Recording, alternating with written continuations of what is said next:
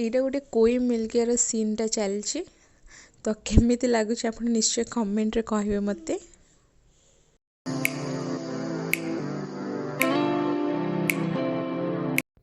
Good evening to all. ତ କେମିତି ଅଛନ୍ତି ଆପଣମାନେ? ତ ମୋତେ ନିଶ୍ଚୟ କମେଣ୍ଟରେ କହିବେ। ତ ଏବେ ଆମେ ଟିକେ ବାହାରି ଯାଇଥିଲୁ ମାର୍କେଟ, ଯେହେତୁ ମ୍ୟାରେଜ୍ ସିଜନ୍ ଚାଲିଛି ସେଥିପାଇଁ କିଛି ଶାଢ଼ୀ ନେବାର ଥିଲା ମୋତେ। ତ ଆଜି ମୁଁ ଆପଣଙ୍କୁ ଜୁଡ଼ିଓ ଶୋରୁମ୍ର ବି ଟିକେ ଟୁର୍ ଦେବି।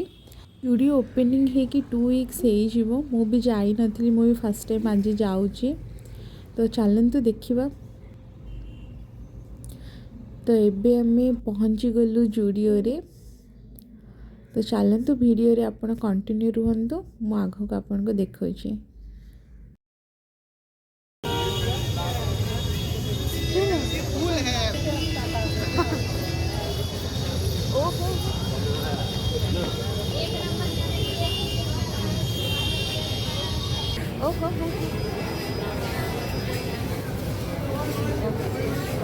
इसको पकड़िए।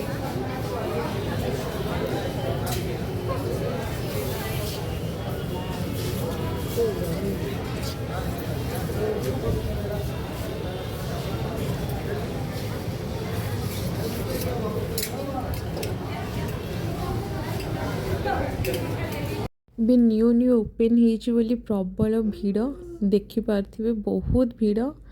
ଆଉ କଲେକ୍ସନ୍ ବି ମୁଁ ଆପଣମାନଙ୍କୁ ଦେଖେଇ ଦେଉଛି। ଏଠି ଦେଖୁଥିବେ ପରଫ୍ୟୁମ୍ ଗୁଡ଼ାକ, ମାନେ ସବୁ ଜିନିଷର ସେକ୍ସନ୍ ଅଲଗା ଅଲଗା ଯେମିତି ଜୁଡ଼ିଓରେ ଥାଏ। ମୁଁ ଯେମିତି ମାନେ ବ୍ରହ୍ମପୁରରେ ବି ଆମର ଜୁଡ଼ିଓଟା ଥିଲା, ଠିକ୍ ଏମିତି ହିଁ ମାନେ କସ୍ମେଟିକ୍ ସାମାନ ସବୁ ଜିନିଷ।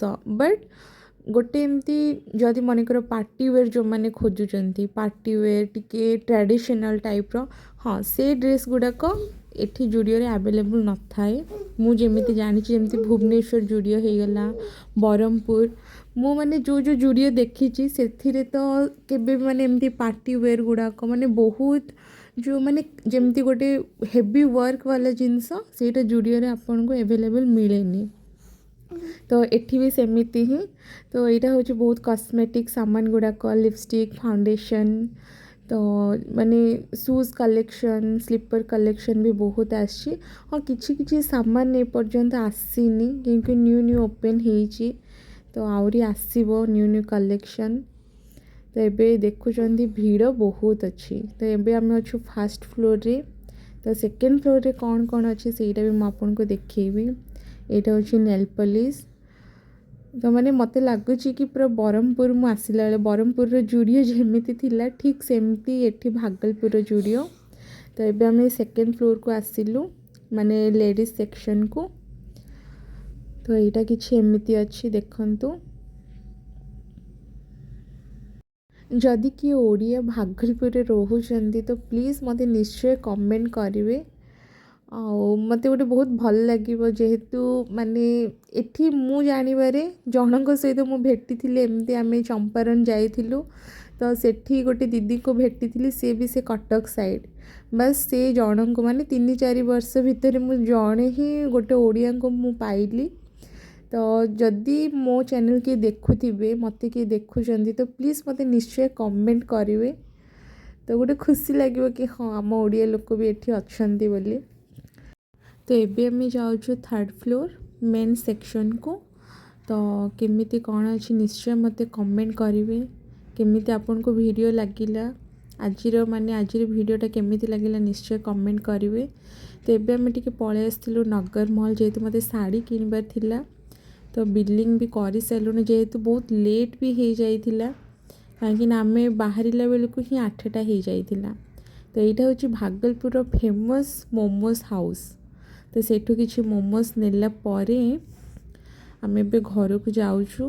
ମାନେ ଏବେ ଲଗଭଗ 10ଟା ତ ହେଇନି, 10ଟା ବାଜିବାକୁ ଆଉ 15 ମିନିଟ୍ ବାକି ଅଛି। ମାନେ ବହୁତ ଲେଟ୍ ହେଇଗଲାଣି।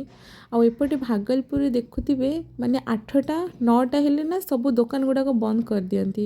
ଇଭେନ୍ ସପିଂ ମହଲ ଗୁଡ଼ାକ ବି 9:30 ହେଲେ ସେମାନେ କ୍ଲୋଜ୍ କରିଦିଅନ୍ତି। ତ ଏଠି ଗୋଟେ ଦେଖୁଥିବେ ଗୋଟେ ମାନେ ସ୍ତ୍ରୀ ଲୋକଟା, ସେ ଗୋଟେ ସ୍କୁଟର ଧରିଛନ୍ତି। ମାନେ କୋଇ ମିଲ୍ ଗୟା ଗୋଟେ ମୁଭିରେ ଯେମିତି ଋତିକ ରୋଶନର ଗୋଟେ ସ୍କୁଟର ଥିଲା, माने पूरा एग्जाक्ट मते सेईटा ही मने पड़ला आंको देखिकी। तो ये ए स्कूटर रे पूरा माने बुलुचंदी माने आमे सेईठु तांको देखि देखि आसिलु। एबे देखंतु सी जाउचंदी से स्कूटरटा माने करेंट स्कूटरटा ही तो केमती चले कि से जाउचंदी देखंतु। मते तो बहुत मजा लगे सब देखिबा पई। तो आपण भी टिके देखंतु पूरा पूरा स्पीड रे से जाउचंदी माने गाड़ी लोकटू भी से आगे गलेनी। माने एटा गोटे बहुत बढ़िया समस्त पाखरे एटा गोटे थिबा दरकार किछि टेंशन नहीं गोटे साइकेल भली बस चलो। तो केमिति लागिला आपन को मो वीडियो आउ जुडियो टूरटा केमिति लागिला सेते कलेक्शनटा आसीने पर्यंत। तो जेबे माने आउ लागिबो 1 मंथ लागिबो पूरा माने सेटअप करिवा पई मु सेते बेल को आपन को आउथरे निश्चय देखिबी। मो वीडियो जदि भल लागिला तो निश्चय लाइक एंड शेयर सब्सक्राइब कर दे। बाय।